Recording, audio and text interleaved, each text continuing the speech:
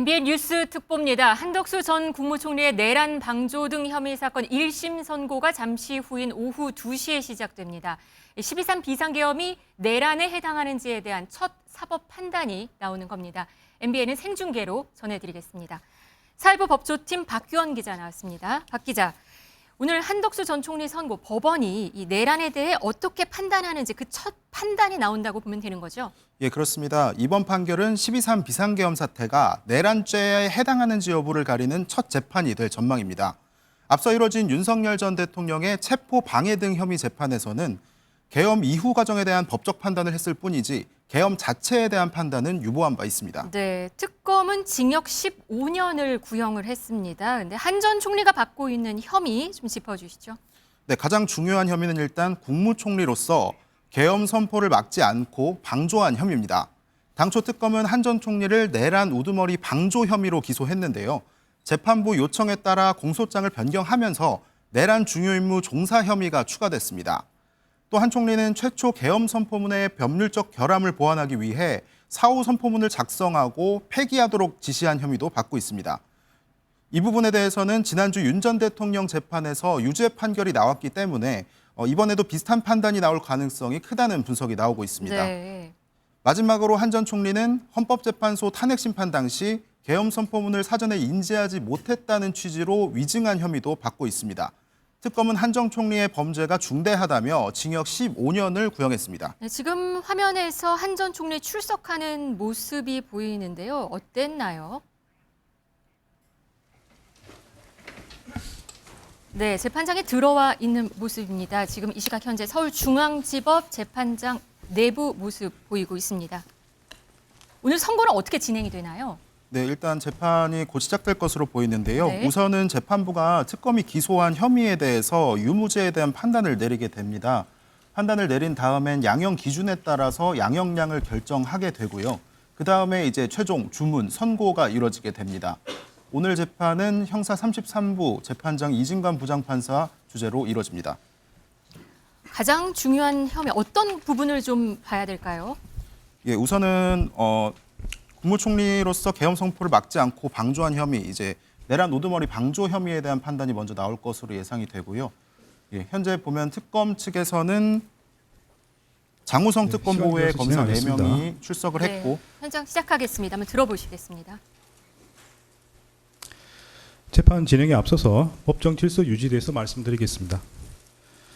법원 조직법 61조에 의하면 재판장 명령에 위반하거나 폭언, 소란으로 심리를 방해하거나 재판의 위신을 현저히 훼손한 자는 20일 이내 감치 또는 100만 원 이하의 과태료에 처할 수 있도록 되어 있습니다. 불미스러운 일이 없도록 협조해 주시면 감사하겠습니다.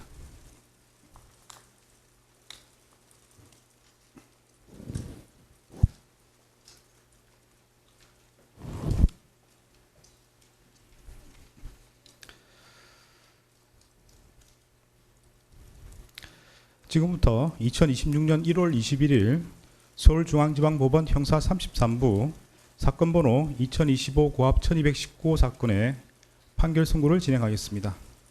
먼저 출석 확인하겠습니다. 네, 피고인 출석하셨습니까? 네. 특검에서 누가 나오셨나요? 네, 특별검사부 장우성, 차장검사 김정국, 검사 조현일, 윤기선, 최영욱 검사 출석했습니다. 네, 변호인께서는 누가 나오셨습니까? 네, 법무법인 유한해광에서 정현택, 손철, 김도엽, 고배민 변호사 출석했습니다. 네. 네, 피고인 네, 자리에서 잠시 일어나시죠. 네, 재판 과정에서 피고인의 주소, 직업, 등록 기준지 등을 확인한 바가 있습니다. 변동 사항이 있습니까? 네, 판결 선고 시에는 그 이유 요지를 설명하도록 되어 있습니다. 네, 설명하는 동안 피고인이 서서 그 내용을 듣는 것이 일반적이지만 설명에 시간이 많이 걸리는 경우에는 피고인이 앉아서 그 내용을 듣고 마지막 주문 선고 시에만 서 있게 됩니다. 이 사건의 경우 네, 관련해서 이유 조지 설명에 시간이 많이 걸릴 것으로 보이므로 피고인은 자리에 앉아서 그 내용을 듣고 있다가 마지막 주문 선고 시에 자리에서 일어나시기 바랍니다. 네, 자리에 앉으십시오.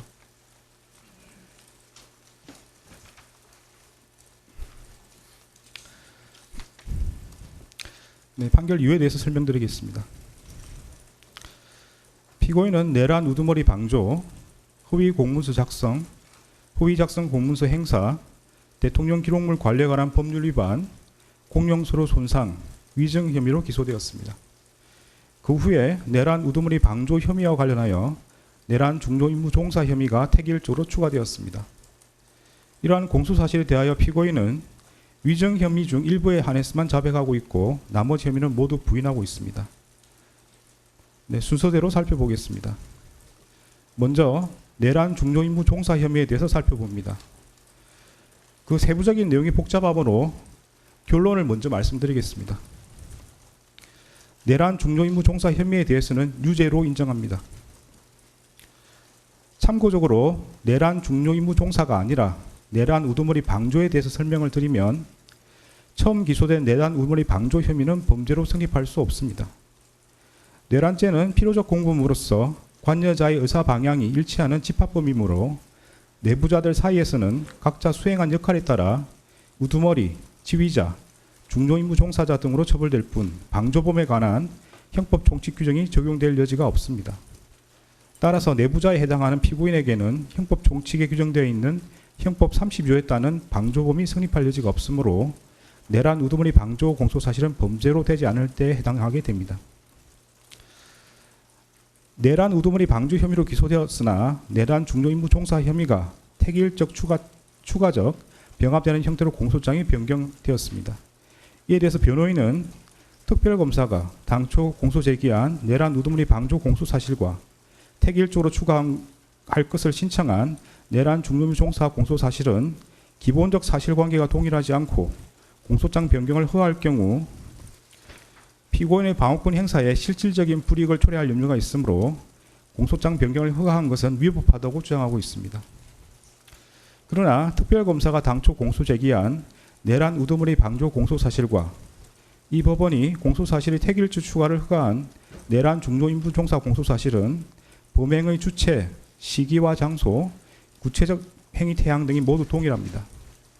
두 공소사실은 그 법률적 평가를 피고인이 윤석열의 내란 우두머리 범행을 용이하게 하여 방조한 것과 윤석열이 국헌을 문란하게 할 목적으로 일으킨 폭동에 있어 중요한 임무에 종사한 것으로 달리하지만 이러한 사정만으로 기본적 사실관계가 동일하지 않다고 할 수 없습니다. 또한 공소사실을 택일적으로 추가하는 경우 방어의 대상이 확대되는 것은 이미 예정되어 있으므로 두 공소사실의 동일성이 인정되는 이상 피고인과 변호인이 주장하는 사정만으로 피고인의 방어권 행사에 실질적인 불이익을 초래할 염려가 있다고 보기 어렵습니다. 따라서 피고인과 변호인은 이 부분 주장은 받아들이지 않습니다. 먼저 12상 비상계엄 선포와 이에 근거하여 포고령을 발령하고 군 병력과 경찰 공무원을 동원하여 국회, 중앙선관위 등을 증거 출입 통제하거나 압수수색한 행위가 내란 행위에 해당하는지 여부를 살펴보겠습니다. 사실관계는 다음과 같습니다.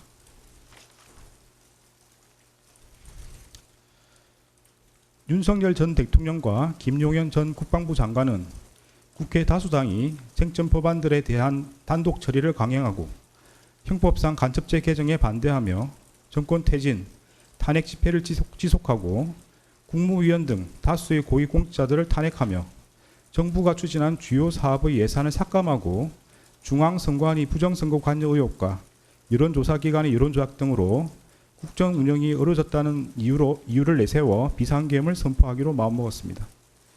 이에 따라 윤석열과 김용현은 비상계엄 선포 후 군과 경찰을 동원하여 국회를 봉쇄하고 장악하여 비상계엄 해제 요구안 의결을 저지하는 등 국회를 무력화시킨 다음 국가비상입법기구를 창설하고 중앙선관위를 장악한 후 부정선거와 여론조작 관련 증거 확보를 내세워 전산 자료를 영장 없이 압수수색하며 더불어민주당 중앙당과 선거 여론조사기관인 여론조사꽃 사무소를 장악하는 한편 포고령에 근거하여 국회의원, 정치인 등 주요 인사와 중앙선관위 관계자들을 영장 없이 체포구금하고 MBC, JTBC, 한겨레신문, 경향신문, 김어준 운영 인터넷신문 등 당시 정부의 비판적인 입장을 취하는 특정 언론사에 대한 봉쇄, 단전 단수 조치를 하려고 계획하였습니다. 윤석열과 김용현은 위와 같은 모의에 따라 국회 등 주요 기관 봉쇄, 특정 언론사 단전 단수 조치, 국가 비상 입법기구 관련 예산 편성 등 소관 부처 장관들에게 지시할 사항을 미리 준비한 후 국무회의 심의 없이 2024년 12월 3일 22시경을 기하여 전국에 비상계엄을 선포하기로 결의하고 비상계엄 선포에 따른 조치 사항이 있거나 비상계엄 선포와 함께 그에 따른 직무수행이 필요한 피고인, 법무부 장관 박성재, 행정안전부 장관 이상민, 통일부 장관 김영호, 외교부 장관 조태열 및 국정원장 조태용만을 사전에 대통령실로 불러 비상계엄 선포 계획과 조치사항을 알리기로 하였습니다.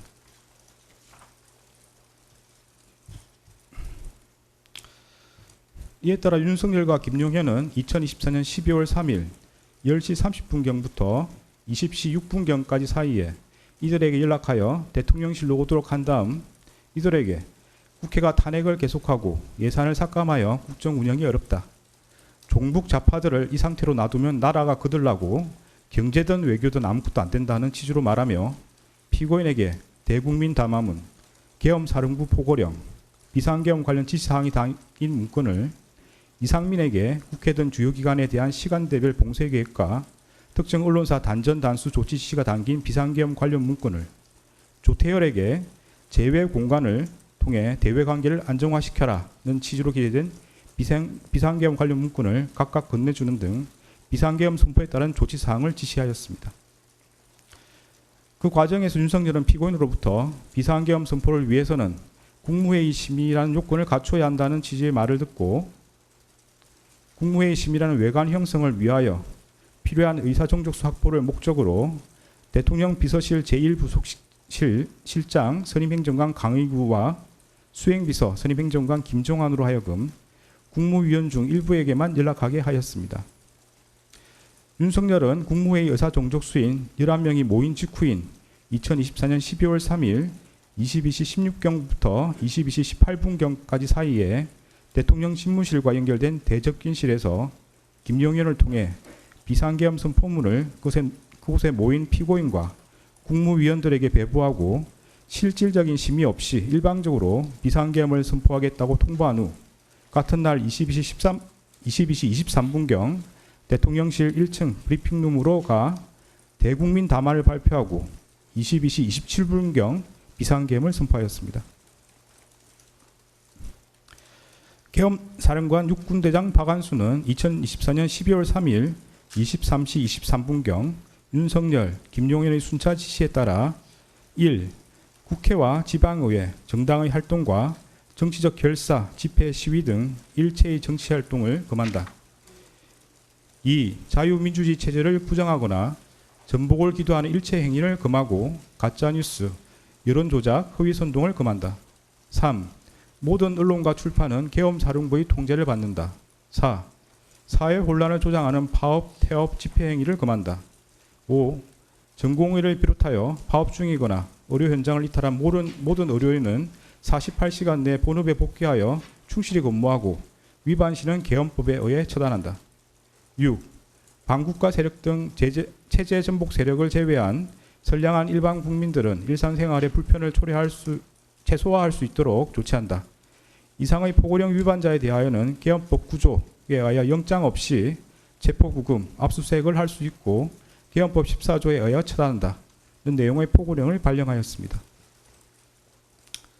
윤석열은 2024년 12월 3일 22시 27분경부터 그 다음 날 4시 26분경까지 김용현, 박안수, 여인영, 곽종근, 이준우, 문상호, 경찰청장 치안총감 조지호, 서울특별시 경찰청장 치안정감 김봉식 등을 통해 성명불상의 군인과 경찰 공무원에게 순차 지시하여 국군 방첩사령부, 육군 특수전사령부, 수도방위사령부, 정보사령부 등에 소속한 무장군인 1605명과 경찰청, 서울특별시 경찰청, 경기남부경찰청 등에 소속된 경찰 공무원 약 3,790명 등을 동원하여 국회, 중앙선관위 등을 점거, 출입 통제하거나 압수수색하였습니다.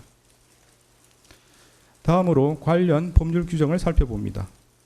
형법 87조는 대한민국 영토의 전부 또는 일부에서 국가 권력을 배제하거나 국헌을 문란하게 할 목적으로 폭동을 일으킨 사람은 다음 각 호의 구분에 따라 처벌한다고 규정하면서 그 각 호에서 우두머리는 사형, 무기징역 또는 무기금고에 처한다. 모의에 참여하거나 지휘하거나 그 밖에 중요한 임무에 종사한 사람은 사형, 무기 또는 5년 이상의 징역이나 금고에 처한다. 살상, 파괴 또는 약탈 행위를 시행한 사람도 같다. 부하 수행하거나 단순히 폭동에만 관여한 사람은 5년 이하의 징역이나 금고에 처한다고 규정하고 있습니다. 형법 91조는 이 장에서 국헌을 문란하게 할 목적이란 다음 각 호의 어느 하나에 해당함을 말한다고 규정하면서 1호에서 헌법 또는 법률에 정한 절차에 의하지 않고 헌법 또는 법률의 기능을 소멸시키는 것, 2호에서 헌법에 의하여 설치된 국가기관을 강압에 의하여 전복 또는 그 권동 행사를 불가능하게 하는 것을 들고 있습니다.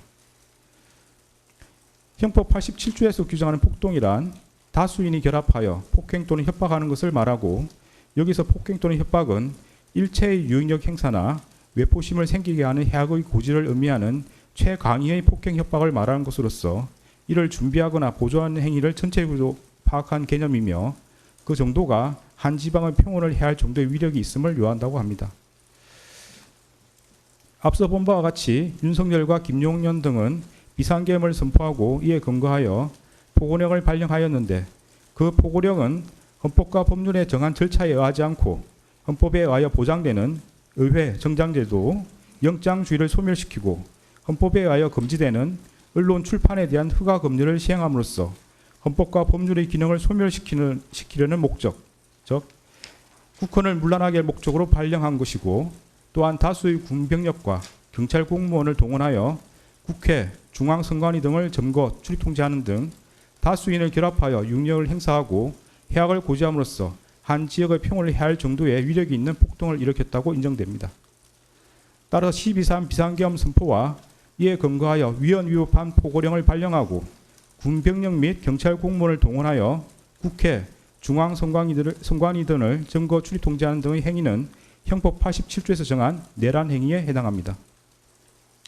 이하에서는 12.3 내란이라고 말하겠습니다. 다음으로 내란 중요 임무 종사 행위에 대해서 보겠습니다. 윤석열이 국헌을 문란하게 할 목적으로 일으킨 폭동의 수단으로 선택한 이 사건 비상계엄 선포에 있어 피고인이 국무회의 심의라는 외관을 형성하거나 국무위원들로부터 부서를 받아 절차적 요건을 갖추는 등으로 중요한 임무에 종사한 경우에는 형법 87조 2호에서 정하는 바에 따라 처벌된다고 할 것입니다. 피고인이 구체적으로 어떠한 행위를 했는지 살펴보겠습니다. 네, 공소장에 많은 행위들이 기재되어 있으므로 먼저 결론을 말씀드리겠습니다. 중요 임무 종사로 인정되는 행위는 국무회의 심의라는 외관 형성 관련 행위, 헌법과 법률에 의하여 피고인에게 인정되는 자기 의무 위반 관련 부작위, 국무위원 부서 외관 형성 관련 행위, 주요기관 봉쇄 계획 및 특정 언론사 단전 단수 조치 관련 지시 이행 방안 논의입니다. 공소사실 중에 중요 임무 종사로 인정되지 않는 행위는 윤석열로부터 행사에 대신 참석하라는 지시를 받았다는 부분 관련 행위, 비상계엄 선포 후 절차적 요건 구비 시도 관련 행위, 계엄 해제 국무회의 심의 지연 관련 행위입니다. 그러면 중요 임무 종사에 해당하는 행위를 순서대로 보겠습니다. 먼저 국무회의 심의라는 외관 형성 관련 행위에 대해서 살펴보겠습니다. 피고인이 이 사건 비상계엄 선포에 관하여 국무회의 심의라는 절차적 요건을 외형적으로나마 갖추도록 함으로써 윤석열 등이 내란 행위를 함에 있어 중요한 임무에 종사했다고 인정할 수 있습니다. 구체적 이유는 다음과 같습니다. 헌법과 법률 규정에 따르면 대통령이 비상계엄을 선포하기 위해서는 먼저 국무회의 심의를 거쳐야 하고, 그 국무회의 심의는 구성원 과반수의 출석으로 이루어집니다. 당시 국무회의 구성원은 총 21명이었으므로 과반수에 해당하는 11명의 의사종족수를 채우기 위해서는 당시 대통령실에 있었던 7명에 더하여 4명이 추가로 필요한 상황이었습니다. 피고인은 윤석열이 대통령 집무실에서 비상계엄 선포의 필요성과 정당성에 대하여 강변하고, 피고인 등의 우려 표명에도 불구하고 미리 준비한 대국민 담화문과 포고령, 비상계엄 관련 지시사항 문건 등을 건네주자 윤석열의 비상계엄 선포 의지가 확고하다는 것을 깨달았습니다. 이에 비상계엄 선포를 위해서는 국무회의 심의를 거쳐야 한다는 것을 알고 있었던 피고인은 윤석열에게 국무회의 심의를 건의하였고, 윤석열이 국무회의 소집에 유보적인 태도를 보이자 일단 그 의사 종족수라도 갖출 것을 제안하여 윤석열이 비상계엄을 선포하기로 계획한 22시 전에 대통령실로 올 수 있다고 예상한 최상목, 송미령, 조규홍, 오영주, 박상우, 안덕근을 추가로 부르기로 결정하였습니다. 윤석열은 이에 따라 이들 국무위원과 평소 대통령 주재 국무회의에 배석하는 대통령 비서실 소속 수석비서관급 이상 직원들을 대통령실로 소집하였습니다. 피고인은 대접기실에서 박성재, 이상민과 논의하여 헌법과 관련 법령을 검토한 결과 비상계엄 선포를 위해서는 국무회의 심의란 요건을 갖추어야 하고 의결사항이 아닌 심의사항이라는 것을 재차 확인하였습니다. 피고인은 윤석열이 추가로 소집한 국무위원들의 도착 여부와 무관하게 이미 계획하였던 22시에 비상계엄을 선포할 태세를 보이자 재차 국무회의 심의란 요건을 갖추어야 하니 의사종소수가 채워질 때까지 기다려달라는 취지로 윤석열을 설득하였습니다. 김용현과 이상민은 피고인에게 손가락으로 숫자 4 또는 1을 표시하며 국무회의 의사종족수를 채우기 위해 남은 인원수를 공유하였습니다. 피고인은 농림축산식품부 장관 송미령에게 전화하여 22시 전에 대통령실에 도착할 수 있는지를 확인하였고, 송미령이 그 후에 도착한다는 취지로 답하자 빨리 올 것을 수차례 재촉하는 등 국무위원들의 도착 상황을 점검하였습니다. 윤석열은 피고인 등의 헌법 등 법리 검토 결과에 따라 이미 계획한 22시를 넘겨 오영주가 마지막으로 도착함으로써 국무회의 의사종족수가 갖추어진 22시 14분경 이후까지 비상계엄 선포를 연기하였고, 의사종족수가 갖추어진 직후 김용현을 통해 국무위원들에게 비상계엄 선포문을 배부한 뒤에 이 사건 비상계엄을 선포하였습니다. 피고인과 변호인은 국무위원들의 뜻을 모아 윤석열이 비상계엄 선포를 만료하기 위하여 국무회의 소집을 건의하였고 비상계엄에 반대하였다고 주장합니다. 그런데 대통령실에 있는 국무회의장에는 원격 영상회의 방식으로 회의를 진행할 수 있는 장치가 갖추어져 있었으므로 피고인이 국무위원들의 뜻을 모아 비상계엄 선포를 만료하고자 하였다면 세종시 등지에 있는 국무위원들까지 모두 참석할 수 있도록 국무회의장에서 원격 영상회의 방식으로 개의할 것을 제안한 것이 합리적입니다. 그러나 피고인이 원격 영상회의 방식의 국무회의를 제안하였다고 볼 만한 아무런 자료가 없습니다. 오히려 피고인은 윤석열이 국무회의 의사종족수를 갖출 수 있는 일부 국무위원만을 선별하여 소집하는 데 관여하였고, 윤석열이 그중 한 명인 기획재정부 장관 최상목에게 소집 전화를 하는 것을 지켜보았으며, 피고인 스스로도 그중 한 명인 송미령에게 전화하였습니다. 특히 피고인은 송미령을 재촉하면서도 대통령실로 소집한 이유를 알려주지 않았는 바, 송미령이 비상계엄 선포 관련 국무회의를 한다는 사실을 알게 되면 송미령이 대통령실로 오지 않아 의사종족수가 갖추어지지 않음으로써 윤석열이 이 사건 비상계엄을 선포하지 못하게 될 것을 우려하였다고 보입니다. 피고인은 윤석열에게 비상계엄 선포에 대한 우려를 표명하였을 뿐 명확히 비상계엄 선포에 반대한다고 말하지 않았고, 추가로 소집한 국무위원들이 대통령실에 도착하였음에도 그들에게 비상계엄 선포에 관한 의견을 말해보라, 그나 자신은 비상계엄 선포에 반대한다, 그나 윤석열에게 반대 의사를 표시하라는 취지로 말하지 않았습니다.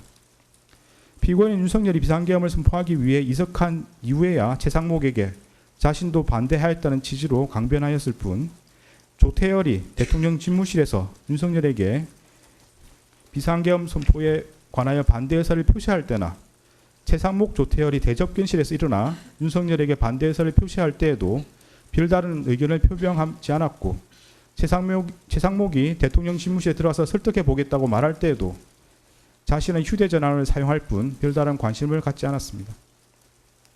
피고인은 국무회의 의사종족수가 채워져 윤석열이 비상계엄을 선포하러 나갈 때에도 윤석열을 만류하지 않았고, 오히려 윤석열에게 국무회의 심의를 마쳤다는 취지로 고개를 끄덕였습니다. 피고인은 김용현이 비상계엄 관련 문건이 들어있는 서류봉투를 찾으러 대접경실로 돌아왔을 때에도 김용현을 만류하지 않았고, 오히려 김용현에게 그 서류봉투를 건네주었습니다.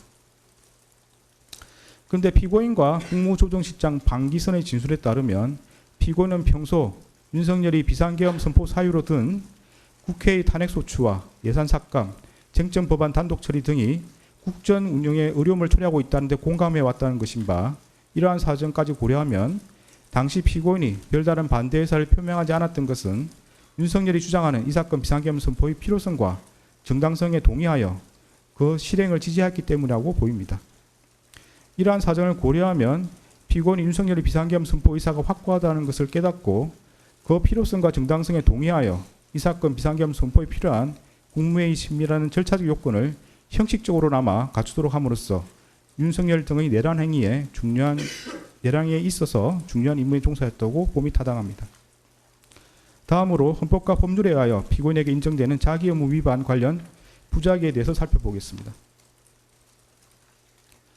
피고인은 국무회의 부의장으로서 국무회의 구성원들이 전 정부적 차원에서 비상계엄 선포에 대한 자유로운 발언과 토론을 통하여 의견을 교환하거나 조정할 수 있도록 국무회의를 운영하여야 하고, 그 전제로서 모든 국무회의 구성원에게 빠짐없이 소집을 통지하여야 하며 비상계엄 선포 의안 심의에 필요한 검토 의견 등을 분명히 밝혀 제출하도록 하여야 하고, 국무회의 간사인 행정안전부 의정관을 참석시켜 국무회의록을 작성할 수 있도록 모든 노력을 기울여야 할 자기 의무가 있습니다.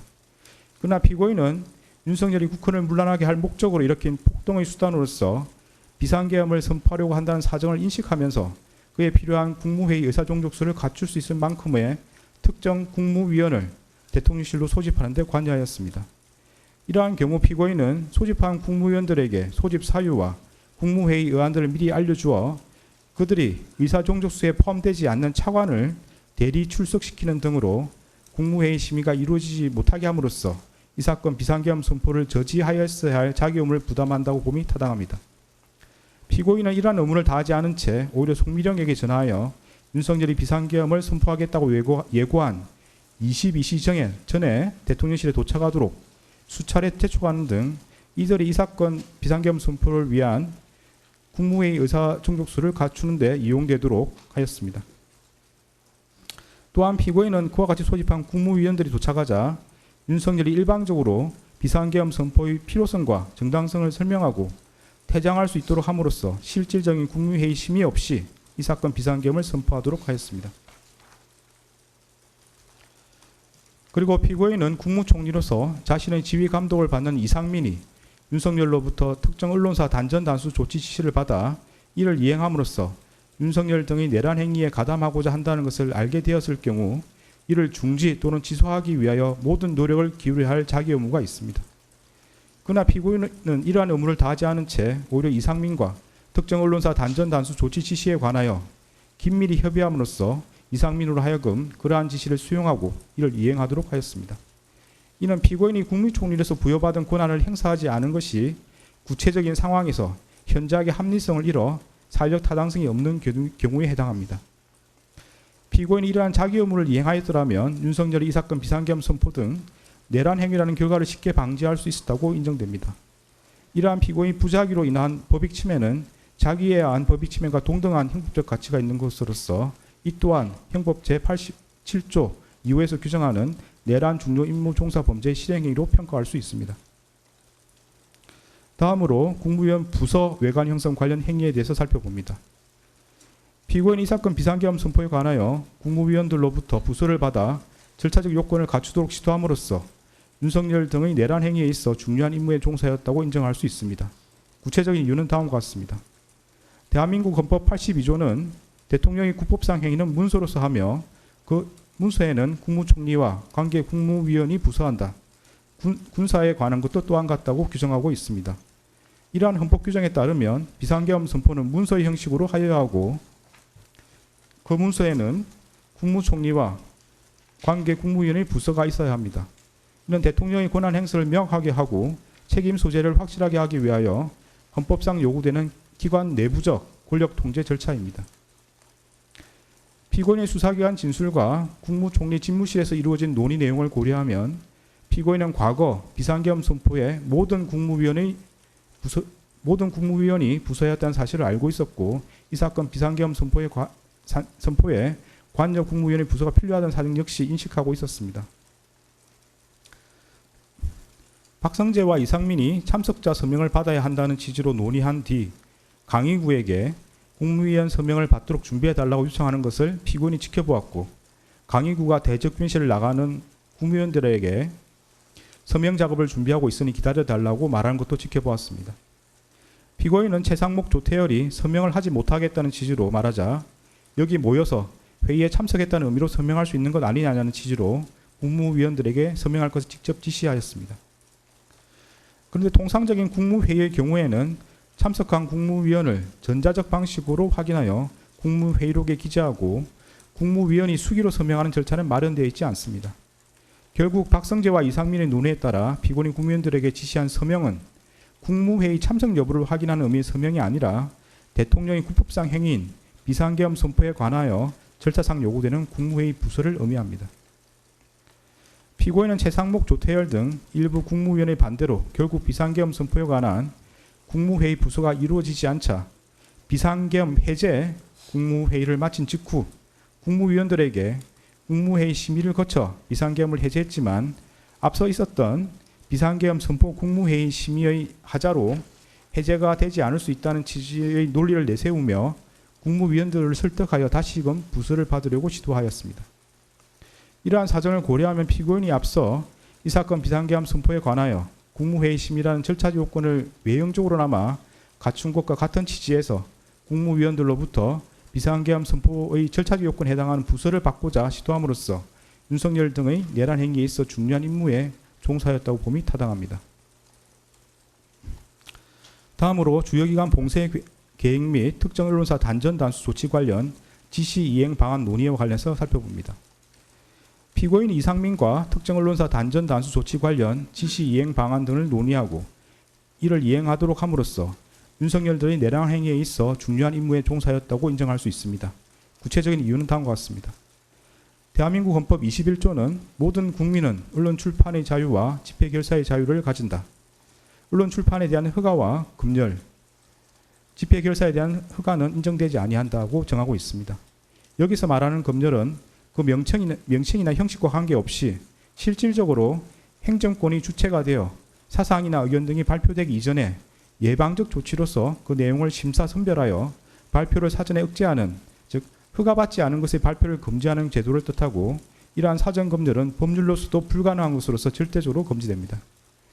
언론 출판에 대하여 사전 검열이 허용될 경우에는 국민의 활동의 독창성과 창의성을 침해하여 정신생활에 미치는 위험이 클 뿐만 아니라 행정기관이 집권자에게 불리한 내용의 표현을 사전에 억제함으로써 이른바 관제 의견이나 지배자에게 무해한 여론만이 허용되는 결과를 초래할 염려가 있기 때문에 헌법이 절대적으로 금지하고 있는 것입니다.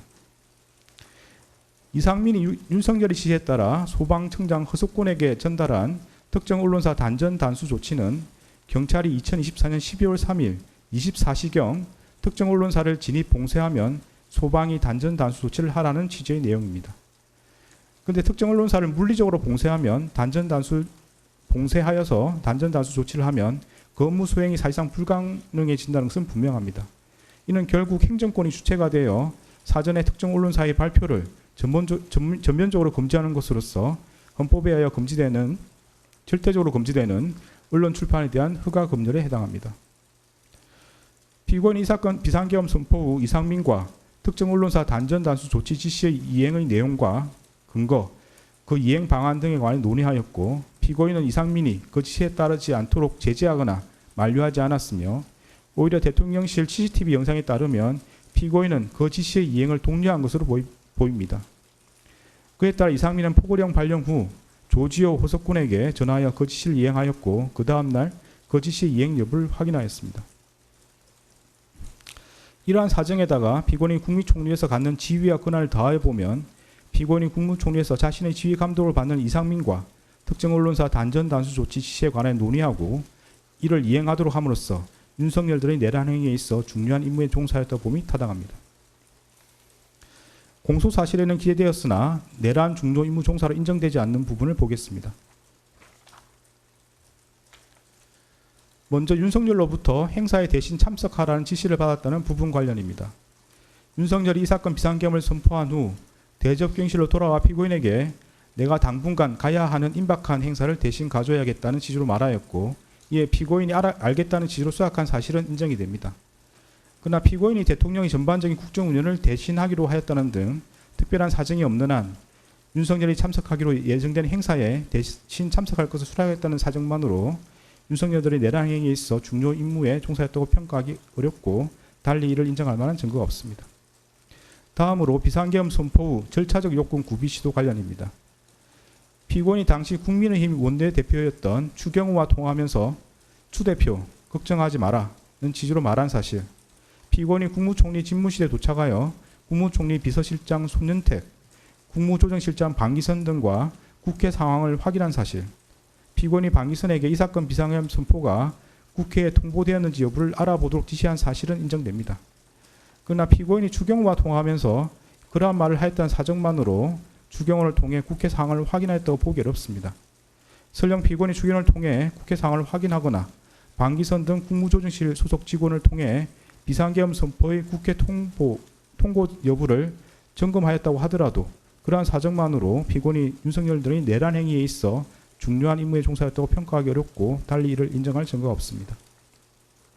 다음으로 계엄 해제 국무회의 심의 지연 관련입니다. 특별검사가 제출한 증거만으로는 피고인이 계엄 해제 국무회의 심의를 지연하여 중요한 임무에 종사했다거나 피고인에게 그러한 고의가 있었다고 평가하기 어렵습니다. 구체적인 이유는 다음과 같습니다. 헌법과 법령 규정에 따르면 대통령은 국회가 계엄 해제를 요구한 경우 국무회의 심의를 거쳐 지체 없이 계엄을 해제해야 하고 대통령이 그 국무회의를 소집하고 주재하며 대통령이 사고로 직무를 수행할 수 없는 경우에 국무총리가 그 직무를 대행한다고 되어 있습니다. 그런데 윤석열은 국회에서 비상계엄 해제 요구안이 의결된 직후인 2024년 12월 4일 1시 8분경 합동참모본부 전투통제실로 항하였다가 1시 51분경 대통령 집무실로 돌아왔을 뿐 당시 윤석열이 사고로 인하여 대통령으로서 직무를 수행할 수 없는 경우에 해당한다고 보기 어렵고 달리 이를 인정할 자료가 없습니다. 따라서 피고인이 윤석열의 직무를 대행하여 국무회의를 소집하고 주재할 수 있었다고 보기 어렵습니다. 설령 피고인이 윤석열의 직무를 대행하여 국무회의를 소집하고 주재할 수 있었던 상황이라고 하더라도 다음과 같은 사정을 고려하면 피고인이 비상계엄 해제를 위한 국무회의 심의를 지연하였다거나 피고인의 그러한 고의가 있었다고 평가하기 어렵습니다. 국회법 98조 1항은 국회에서 의결된 의안은 의장이 정부에 이송한다라고 규정하고 있으므로 국회에서 비상계엄 해제 요구안이 의결된 경우 국회의장이 정부에 이를 이송하여야 합니다. 피고인은 국회의장 우원식이 2024년 12월 4일 2시 1분경 대통령실과 국방부에 비상계엄 해제 요구 통지를 송부했다는 취지로 발표한 직후 대통령 비서실장 전진석으로부터 국무위원들을 소집해달라는 취지의 전화를 받았고 그로부터 몇 분 지나지 않아 방기선을 통해 국무위원들을 대통령실로 소집하였습니다. 피고인은 같은 날 2시 28분경 대통령실에 도착해 윤석열에게 비상계엄 해제를 위한 국무회의 개의를 건의하였고 윤석열의 승낙을 받아 국무회의를 주재할 권한을 위임받았습니다. 피고인이 소집한 국무위원들은 2시 35분경부터 순차로 대통령실에 도착하였고 4시경까지도 국무회의 의사종족수가 부족하여 국무위원들을 더 기다려야 하는 상황이었습니다. 피고인은 비상계엄 해제를 위한 국무회의 의사종족수가 채워지기를 기다리는 동안 방기선을 통해 비상계엄 해제 의안을 만들고 의안 번호를 확인하는 등 국무회의를 개의하기 위한 절차를 밟았고 의사종족수가 채워지자 지체 없이 국무회의를 주재하여 비상계엄 해제안을 심의하였습니다. 이러한 사정을 고려하면 피고인이 국회에서 비상계엄 해제 요구안이 의결된 후 약 1시간가량 국회의장의 의안 이송을 기다려 방기선으로부터 국무위원들에게 국무회의 소집을 통보하게 한 것을 두고 비상계엄 해제를 위한 국무회의 심의를 지연시켰다고 평가하기 어렵습니다. 이처럼 공소사실에는 기재되어 있으나 내란 중요임무 종사로 인정되지 않는 부분은 이와 일제관계에 있는 범죄 사실을 앞서 본 바와 같이 내란 중요임무 종사죄 유죄로 인정하므로 따로 주문해서 무죄로 선고하지 않습니다. 더 나아가 피고인에게 국헌을 문란하게 할 목적과 내란 중요임무 종사의 고의가 있는지 여부에 대해서 살펴보겠습니다. 피고인에게 국헌을 문란하게 할 목적과 윤석열이 그러한 목적으로 포고령을 발령하고 군병력과 경찰 공무원 등 다수인을 집합하여 폭동을 일으키는 사실에 대한 인식과 의혹이 있었다고 인정할 수 있습니다. 구체적인 이유는 다음과 같습니다.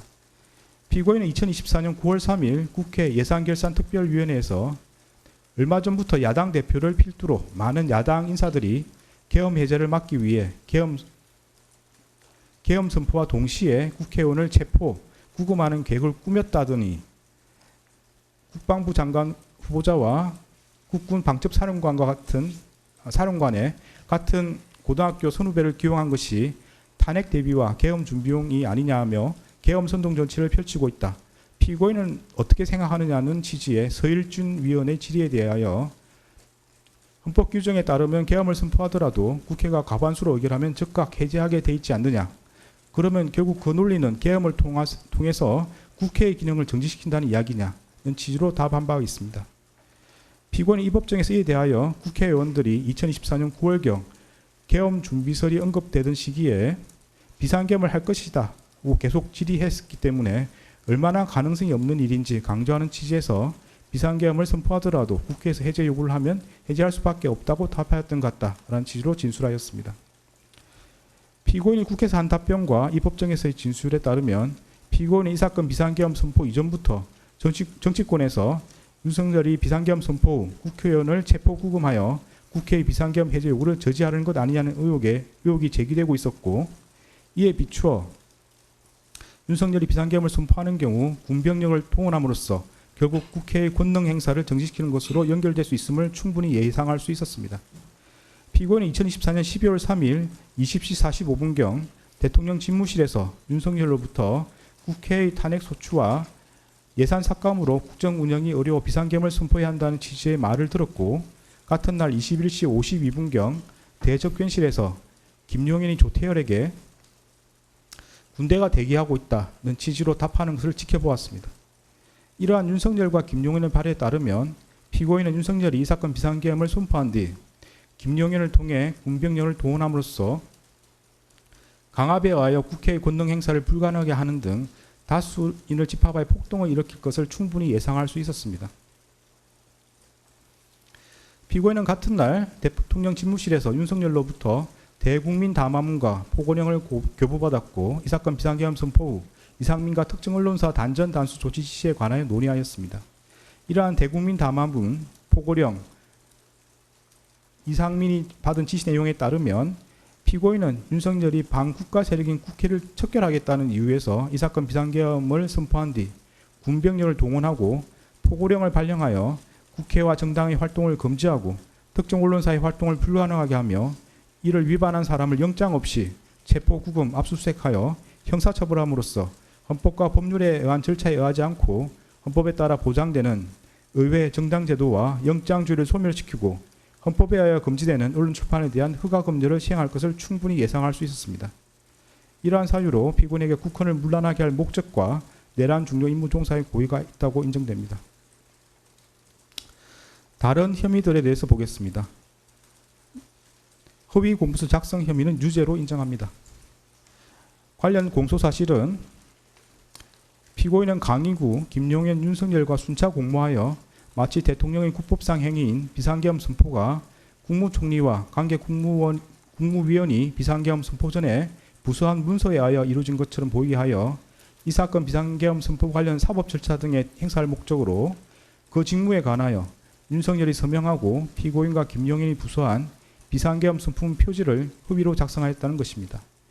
이에 대하여 피고인과 변호인은 피고인은 강의로부터 비상계엄 선포문 표지에 서명을 요청받으면서 별다른 설명을 듣지 못하였고, 그에 부착된 비상계엄 선포문이 자신이 소지한 문서와 동일하다는 취지에서 서명하였으며, 문서의 기재 내용이 객관적 사실과 부합하므로 비상계엄 선포문 표지가 허위 공문서에 해당하다고 할 수 없고, 피고인에게는 허위 공문서라는 인식과 이를 행사할 목적이 없었으며, 피고인은 윤석열, 김용현 강의구와 공모한 사실이 없다고 다투고 있습니다. 살피건대 여기서 허위란 표시된 내용과 진실이 부합하지 않아 그 문서에 대한 공공의 신용을 위태롭게 하는 경우를 말합니다. 허위 공문서 작성죄는 허위 공문서를 작성함에 있어 그 내용이 허위라는 사실을 인식하면 성립하는 범죄입니다. 비상계엄 선포문 표지는 2024년 12월 3일자로 성립한 문서로서 대통령이 헌법 규정에 따라 국무총리와 관계 국무위원이 부서한 문서로서 이 사건 비상계엄을 선포했다는 사실관계 및 그로서 헌법상 요구되는 기관 내부적 권력 통제 절차가 작동하였음을 증명하는 기능을 갖습니다. 그러나 사실 비상계엄 선포문 표지는 2024년 12월 3일 이후에 피고인 김용현, 윤석열이 순차 서명함으로써 문서로서 성립하였고, 윤석열은 피고인과 김용현이 부서한 문서로 이 사건 비상계엄을 선포하지 않았습니다. 이는 결국 표시된 내용과 진실이 부합하지 않아 문서에 대한 공공의 신용을 위태롭게 하는 경우에 해당하므로 허위에 해당한다고 볼 수 있습니다. 피고인의 진술에 따르더라도 피고인은 강의구로부터 비상계엄 선포문 표지를 받아 자신의 서명란 외에 대통령과 국방부 장관의 서명란이 있는 것을 보았고, 작성일이 2024년 12월 3일로 소급되어 기재해 있는 것을 알고 있었습니다. 강의구는 피고인으로부터 피고인에게 부서라는 요건을 갖춰야 한다, 윤석열의 서명을 받아야 하고 피고인과 김용현의 서명도 필요하다는 취지로 설명하며 서명을 요구하였고, 피고인은 작성일을 소급한 문서를 작성하는 것에 대해 이의를 제기하지 않았습니다. 그 후에 피고인은 강의구에게 나중에 작성된 게 알려지면 괜한 논란이 될 수 있겠다, 문서가 없더라도 국무회의 실체는 있지 않느냐고 말하며 폐기를 요구하였습니다. 이러한 사정을 고려하면 피고인은 강의구가 헌법에 따른 문서주의와 국무총리 및 관계 국무위원의 부서란 절차 요건을 갖추어 이 사건 비상계엄을 선포되었음을 증명하려는 허위의 문서를 작성하기 위해 비상계엄 선포문 표지에 서명을 요구한다는 것을 알고 있었고, 자신이 국무총리 서명란에 서명한 후 윤석열과 김용현이 각각 그들의 직위에 해당하는 서명란에 서명하리라는 것 또한 충분히 예상할 수 있었습니다. 나아가 피고인은 강의구 등이 추구한 목적으로 비상계엄 선포문 표지를 사용함으로써 작성일을 소급한 문서를 허위로 작성한 것이 알려지면 논란이 되리라는 것도 인식하고 있었습니다. 결국 피고인은 윤석열, 김용현, 강의구와 순차적 암묵적으로 공모하여 각각 자신의 직위에 해당하는 서명란에 서명함으로써 공동하여 허위 공문서를 작성하였고, 피고인에게 허위 공문서라는 인식과 이를 행사할 목적이 있었다고 봄이 타당합니다.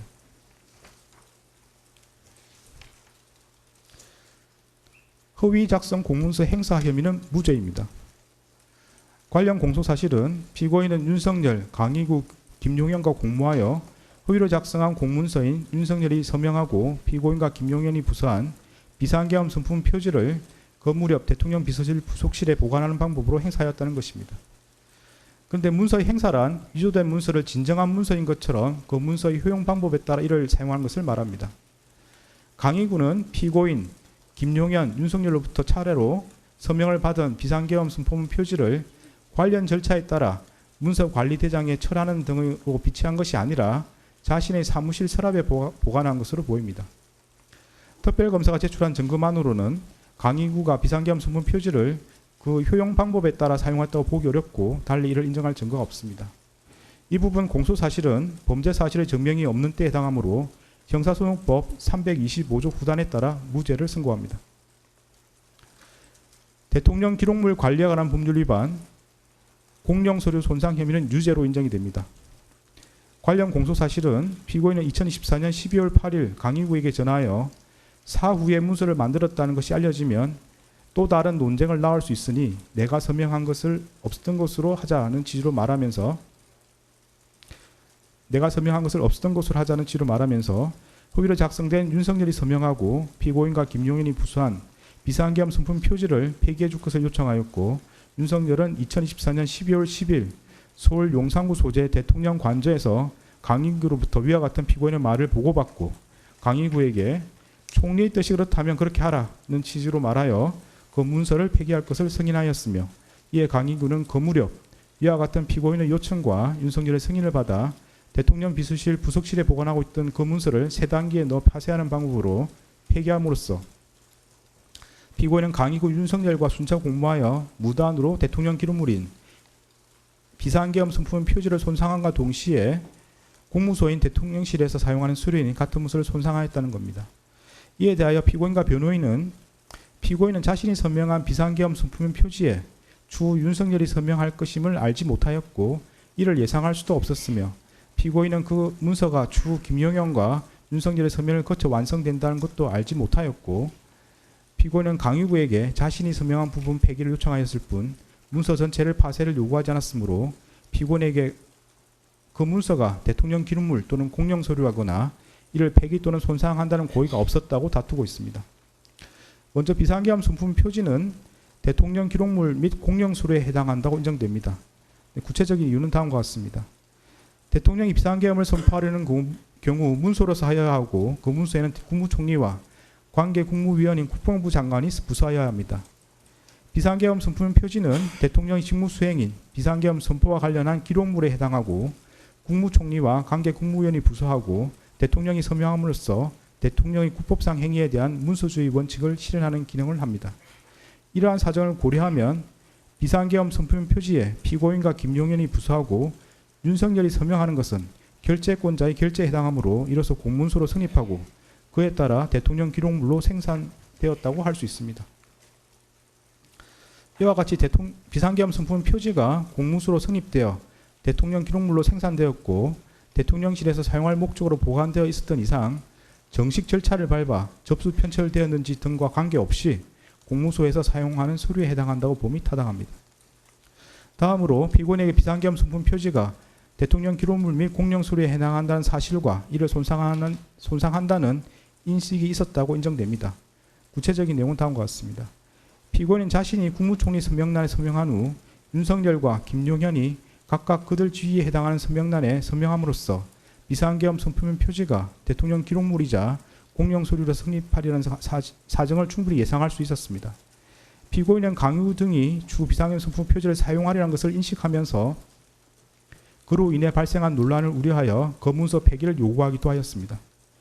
피고인은 자신이 서명한 부분을 특정하지 않은 채 비상계엄 선품 표지의 폐기를 요구하였고 달리 피고인이 강의부에게 대통령 기록물법 등 관련 법령에 따른 절차를 거쳐 폐기할 것을 요구하였다고 볼 자료도 없습니다.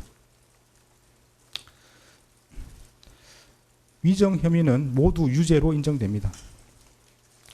위정 공소 사실에 대하여 피고인과 변호인은 2024년 12월 3일 대통령실에서 특별한 문건을 받은 사실이 없고 김용현이 이상민에게 문건을 건네주는 것을 보지 못했으며 헌법재판소에서 기억하는 바에 따라 진술하였으므로 위정이 아니라고 다투고 있습니다.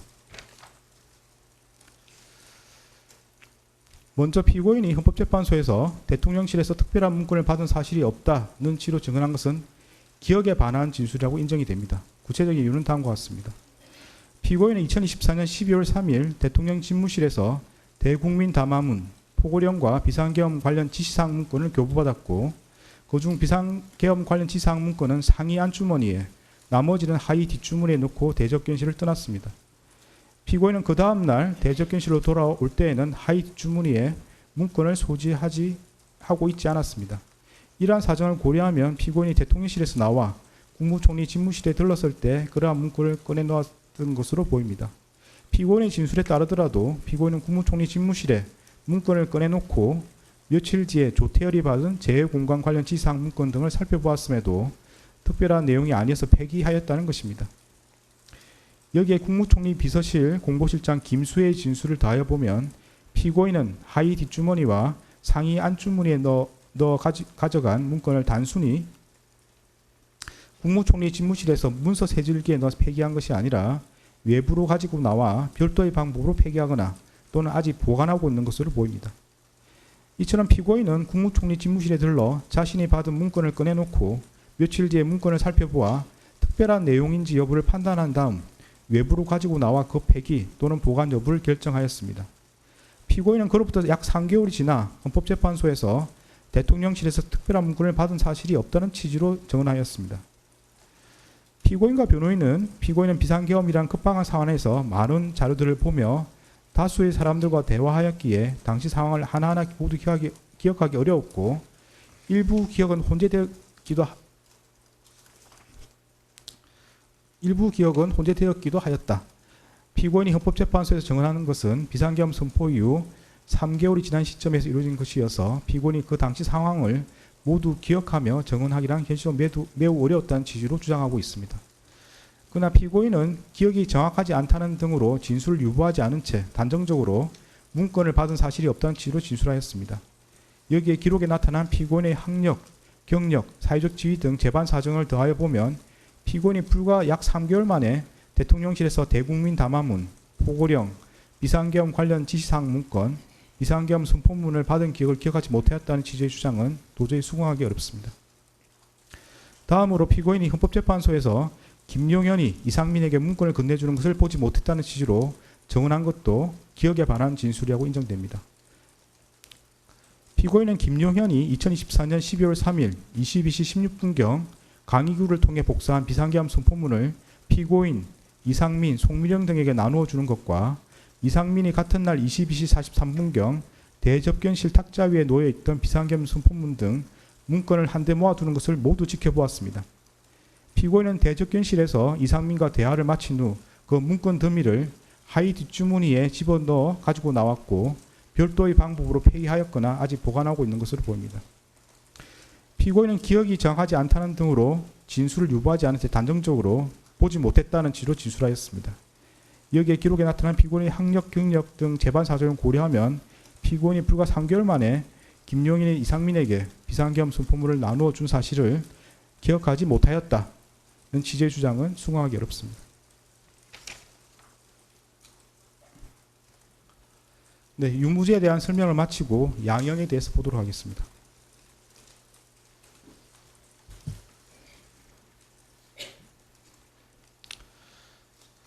대법원 양형 기준과 관련하여 내란 중요 임무 종사죄와 대통령 기록물 관리에 관한 법률 위반죄에 대하여는 양형 기준이 설정되어 있지 않고 양형 기준이 설정된 범죄와 그렇지 않은 범죄 사이의 경합범에 관하여는 그 하한만을 양형 기준이 설정된 범죄의 양형 기준상 형량 범위 하한에 따르도록 되어 있습니다.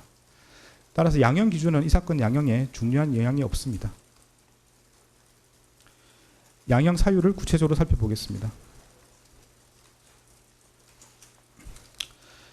피고인은 1970년 6월경 공무원으로 임용된 이래 약 50년 동안 외교통상부 통상교섭본부장, 국무조정실장, 경제부총리 겸 재정경제부 장관, 국무총리 등으로 재직하면서 다수의 훈장과 포장을 받았습니다. 피고인이 윤석열 등의 내란 행위에 관하여 사전에 모의하거나 실행 행위를 지휘하는 등 보다 적극적으로 가담하였다고 볼 자료는 없습니다. 피고인은 국회에서 비상계엄 해제 요구안이 의결되자 이 사건 비상계엄을 해제하기 위한 국무회의를 소집 주재하였고 그에 따라 비상계엄이 약 6시간 만에 해제되었습니다. 피고인은 현재 만 79세의 고령임에도 벌금형을 포함하여 아무런 형사처벌을 받은 전력이 없습니다. 피고인은 최근에 이르러 경도 인지장애와 우울증을 진단받아 그에 따른 치료가 필요하고 피고인의 배우자는 독립적인 구동이 어려워 피고인의 돌봄과 간호가 필요하다는 내용의 관련 자료가 재판부에 제출된 바는 있습니다. 그러나 이러한 사정이 있더라도 다음과 같은 점을 고려하면 피고인에게 엄한 처벌을 하는 것이 타당하다고 보입니다. 윤석열이 2024년 12월 3일 비상계엄을 선포하고 이에 근거하여 헌법에 따라 보장되는 의회, 정당 제도 등을 부인하는 내용의 위헌위법한 포고령을 발령하며 군 병력과 경찰 공무원을 동원하여 국회 중앙선관위 등을 점거, 출입 통제하거나 압수수색한 행위는 앞서 본 바와 같이 형법 87조에서 정하는 내란 행위에 해당합니다. 이러한 12.3 내란은 국민이 선출한 권력자인 윤석열 전 대통령과 그 추정 세력에 의한 것으로서 성격상 위로부터의 내란에 해당하는데 이러한 형태의 내란은 이른바 친위 구테타라고도 불립니다. 세계사적으로 살펴보면 이러한 친위 구테타는 많은 경우 성공하여 권력자는 독재자가 되었고 국민의 생명과 재산과 같은 기본권은 본질적으로 침해되었으며 국가의 경제와 외교는 심각한 타격을 받았고 독재자의 권력이 약해지는 시기가 되면 내전과 같은 전쟁이나 정치투쟁으로 국가와 사회 전반이 회복하기 어려운 혼란에 빠진 사례를 많이 볼 수 있습니다. 12.3 내란은 이러한 위로부터의 내란에 해당되는 점에서 그 위험성의 정도가 아래로부터의 내란과 비교할 수 없습니다. 왜냐하면 무엇보다도 국민이 선출한 권력자가 헌법과 법률을 경시하고 이를 위반하는 내란 행위를 함으로써 국민이 가진 민주주의와 법치주의에 대한 신전 자체를 뿌리채 흔들기 때문입니다. 현재 우리 주위에는 민주적 기본 질서에 대한 중대한 침해가 있거나 이를 파괴하려는 시도가 있고 이미 유효한 구제수단이 남아있지 않는 그러한 극단적인 상황에서나 논의되는 저항권을 평상시에 아무렇지도 않게 주장하는 사람들, 헌법과 법률에 정한 바 없어 위헌위법한 주장에 불과한 계몽적 계엄, 잠정적 계엄, 경고성 계엄을 당연하듯 주장하는 사람들, 지난 2025년 1월 19일 발생한 서울 서부지방법 폭동사건과 같이 자신의 정치적인 입장을 위해서는 헌법과 법률을 쉽사리 위반할 수 있고 그 과정에서 다른 사람이 피해를 줄 수 있는 상황이 당연하다고 생각하는 사람들, 민주주의의 근본이 되는 선거제도를 정당한 근거 없이 부정하는 사람들이 있습니다. 12.3 내란은 이와 같이 잘못된 주장이나 생각을 양산하거나 그 상태를 더욱 심각하게 만들었습니다. 이러한 점에서 아래로부터의 내란에 해당하는 기존 내란 사건에 관한 대법원 판결들은 위로부터의 내란에 가담한 피고인에 대한 형을 정함에 있어 기준으로 삼을 수 없습니다. 그리고 기존 내란 사건이 발생하였던 시기와 12.3 내란이 발생한 시기에 대한민국의 국제적인 위상은 비교할 수 없을 정도로 차이가 납니다. 현재 대한민국은 세계적으로 선진국으로 인정받고 있고 이에 따라 국제무역과 국제정치 등에 있어서 그 위상도 기존과 비교할 수 없습니다. 이러한 대한민국에서 친위 쿠데타가 발생했다는 사실로 인하여 생긴 경제적, 정치적 충격은 기존 내란 행위와는 비교할 수 없을 정도에 이른다고 보입니다. 이러한 점에서도 기존 내란 사건에 관한 대법원 판결들은 피고인에 대한 형을 정함에 있어 기준이 될 수 없습니다.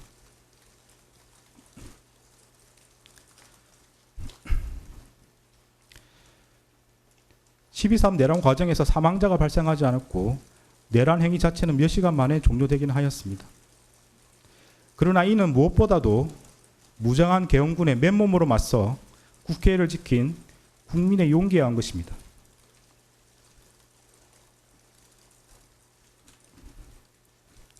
이에 더하여 이러한 국민의 저항을 바탕으로 신속히 국회에 진입하여 비상계엄 해제 요구안을 의결한 일부 정치인들의 노력, 대한민국 역사에 있었던 내란의 암울한 기억을 상기하면서 위법한 지시와 명령에 저항하거나 혹은 어쩔 수 없이 이를 따르더라도 소극적으로 참여한 일부 군인과 경찰 공무원의 행동에 의한 것입니다. 결코 12.3 내란 가담자에 의한 것이 아닙니다. 따라서 12.3 내란 가담자에 대한 형을 정함에 있어 피해 발생이 경미하였다거나 짧은 시간 동안 진행되었다는 사정을 깊이 고려할 수는 없습니다.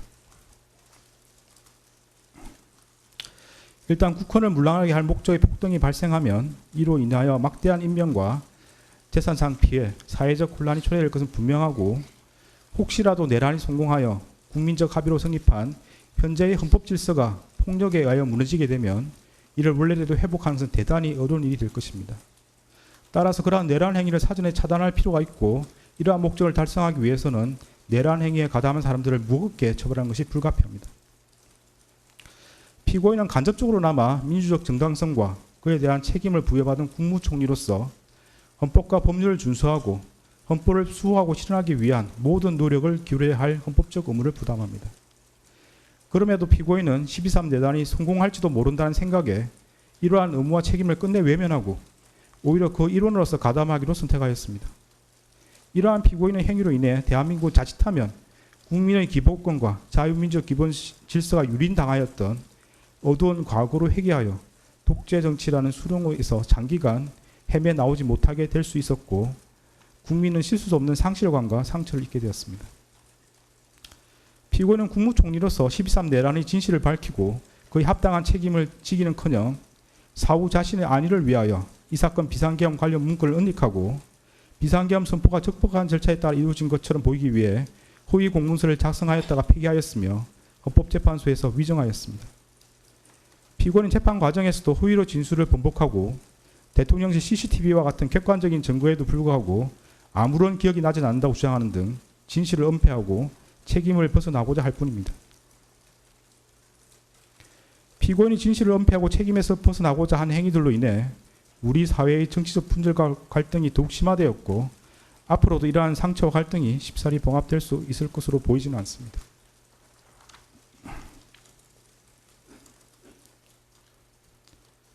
피고인은 제2회 공판기일에서 12.3 내란에 관하여 여러 가지 법적인 검토가 필요하여 공개적으로 제지하지 못했다는 취지로만 진술하였다가 이 법원의 요구에 따라 내란 중요임무 종사 공소사실이 택일조로 추가되고 대통령실 CCTV 영상 재생 및 정인신문 등 증거조사를 거쳐 자신의 범죄 사실이 탄로나 형사처벌의 기로에 서자 마지못해 최후 진술에 이르렀어야 국민이 겪은 고통과 혼란에 대해 가슴 깊이 죄송스럽게 생각한다는 취지로 진술하였지만 그 사과의 진정성을 인정하기 어렵습니다. 달리 피고인이 진지하게 반성하고 있다거나 자신의 범죄 행위로 인하여 국가와 국민이 입은 피해를 회복시키기 위한 어떠한 노력을 하였다고 볼 아무런 자료가 없습니다. 이러한 점과 그 밖의 양형의 조건이 되는 여러 사정을 종합적으로 고려하여 주문과 같이 형을 정합니다.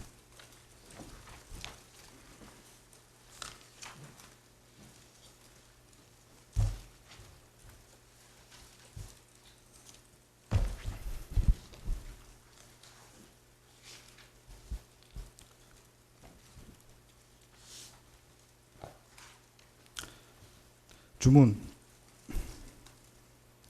피고인을 징역 23년에 처한다. 이 사건 공소 사실 중 허위 작성 공문서 행사의 점은 무죄. 판결에 불만이 있으면 일주일 이내에 항소장을 제출해서 다툴 수 있습니다. 항소하는 경우는 서울고등법원에서 재판이 진행됩니다. 무죄 부분이 있습니다. 관련해서 안대문을 제공하고 주문의 무죄로 표시된 부분에 대해서는 관보나 신문 등에 이를 기재할 수 있습니다. 그런 절차를 원합니까? 피고인한테 묻습니다. 무죄 부분을 신문이나 관보 등에 게시하기를 원합니까? 특별히 그럴 계획 없습니다.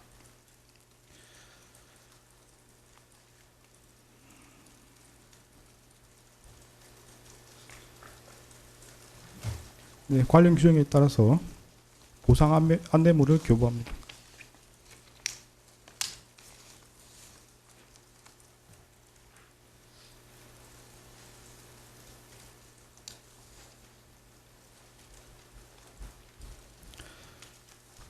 네, 다음은 법정 구속 여부를 판단하기 위해서 신문 절차를 진행하겠습니다. 네, 이 부분은 의무 중개 대상이 아닌 것으로 보이고 피고인의 사생활 보호 등을 고려해서 중개하지 않겠습니다. 그래서 중개는 여기서 중단하도록 하겠습니다. 네, 한덕수 전 국무총리 선고 모습 보셨습니다. 징역 23년이 선고됐습니다. 특검은 15년을 구형했는데요. 그보다 많은 징역 23년입니다. 엄한 처벌이 타당하다고 판단을 했고요. 12.3 비상계엄은 내란 행위로 규정을 했습니다. 우선 법원은 이 12.3 비상계엄을 내란이라고 지금 처음 판단한 거죠, 박 기자? 예, 맞습니다. 오늘 내란에 대한 판단이 처음으로 나올 것으로 예측이 됐는데요. 네. 예상대로 재판부가 판단을 내렸습니다. 재판부는 12.3 비상계엄 선포와 위헌 위법한 포고령 발표, 국회 선관위 등 시설을 봉쇄하는 건 내란 행위에 해당한다고 밝혔습니다. 그 선고 말미에는 12.3 비상계엄을 친위 쿠데타라고 표현하기도 하고 네. 내란으로 민주주의 자체를 흔들었다고 밝혔습니다. 네. 이 내란 중요 임무 종사 혐의가 유죄로 인정이 됐습니다. 국무총리 의무를 다했다면 내란을 방지할 수 있었을 것이다. 그리고 국헌을 문란하게 할 목적이 있다고 인정할 수 있다. 이렇게 얘기를 했습니다. 예, 맞습니다. 일단 주요 임무 종사에 대한 유죄 판결이 먼저 내려졌습니다. 네. 그 이유로는 국무회의 심의, 그리고 부서 외관 형성, 그리고 주요 기관의 봉쇄에 개입한 점, 특정 언론사들의 단전 단수를 명한 점, 때문에 내란 행위에 중요 임무를 했다고 봄이 타당하다고 재판부는 밝혔습니다. 네. 네. 그 국헌 문란하게 할 목적이 있다고 인정할 수 있다라는 판단이 있었는데 국회 마비를 예상할 수 있었다. 그거에 고의가 있었다고 볼 수 있다라고 판단을 했네요. 예, 맞습니다. 재판부는 국헌문란 주요 임무 종사 고의성이 있다고도 인정했습니다. 이 외에도 허위 공문서 작성, 공용 서류 손상, 대통령 기록물 관리법 위반과 위증 등 모두 무죄 혐의로 판단했습니다. 계엄 문건 위증 혐의는 인정을 했죠. 예, 맞습니다. 위증 혐의에 대해서는 사실 한덕수 전 총리도 어느 정도 인정을 하는 부분이 있었고 재판 과정에서 네. 이 부분에서는 전부 다 유죄로 판단을 했습니다. 네. 알겠습니다. 박기용 기자 수고했습니다. 지금까지 한덕수 전 총리 1심 선고 뉴스 특보로 전해드렸습니다. 시청해 주셔서 고맙습니다.